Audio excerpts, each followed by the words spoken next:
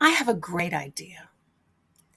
Let's stop looking at learning to read as a competition, a race children enter the minute they begin school. How about thinking about learning to read and how we teach children to read beyond merely taking a side in the reading wars? What I'm talking about is moving away from a reductionist vision of teaching children to read toward a more expansionist view, moving toward an enlightened literacy perspective. Literacy development is a lifelong pursuit.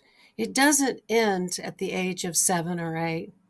It doesn't end when children have mastered the skill of decoding the 26 letters and 44 phonemes.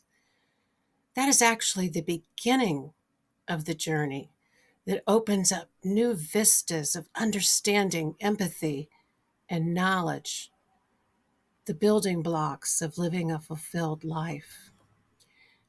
My concept of enlightened literacy is drawn from the historical era of the Enlightenment.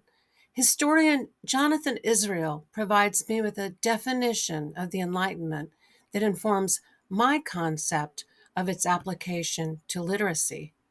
As Israel explains, enlightenment is best characterized as the quest for human amelioration occurring between 1680 and 1800, driven principally by philosophy, that is, what we would term philosophy, science, and political and social science, including the new science of economics, lumped together, leading to revolutions in ideas and attitudes first, and actual practical revolutions second, or else the other way around.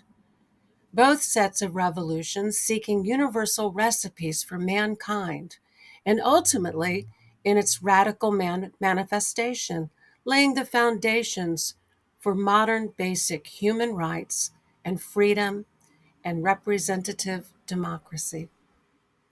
Based on Israel's definition of the historical Enlightenment, I envision enlightened literacy as the employment of literacy in all its various forms and modalities, informed by philosophy, science, social science disciplines, and the humanities, to promote hope for the improvement of the human condition, democracy, and global citizenship.